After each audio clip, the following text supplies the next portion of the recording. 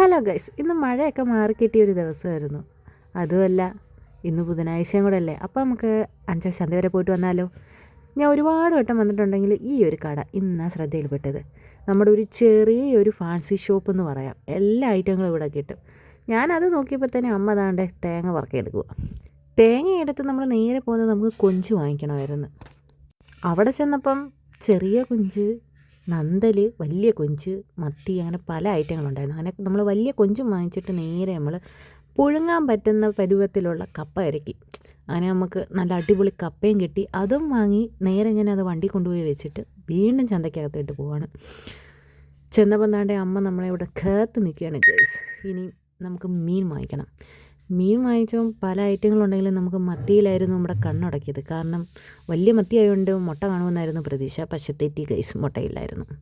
പിന്നീട് നമ്മൾ വാങ്ങിച്ചത് ഗൈസ് കൂർക്ക, അതായത് ചീവക്കിഴങ്ങ്, പച്ചമുളക്, ഉള്ളി, ഇത് മാങ്ങ ഗൈസ്. ഈ മാങ്ങ പറയാതിരിക്കാൻ പറ്റത്തില്ല, അത്രയ്ക്ക് രുചിയായിരുന്നു ഗൈസ്. പിന്നീട് പാവയ്ക്കയും പിന്നീട് പയറും എല്ലാം വാങ്ങിച്ചുകൊണ്ട് നമ്മൾ തിരിച്ച് വീട്ടിലോട്ട് പോയാണ് ഗൈസ്. അപ്പോൾ ഇന്നത്തെ ചന്ത വിസിറ്റിംഗ് കഴിഞ്ഞിരിക്കുന്നു ഗൈസ്. അപ്പം നാളെ കാണാം. അപ്പോൾ നമ്മുടെ ഫാമിലി ഇഷ്ടപ്പെട്ടാൽ തീർച്ചയായും ലൈക്ക് ചെയ്യുക, ഷെയർ ചെയ്യുക, സബ്സ്ക്രൈബ് ചെയ്യുക.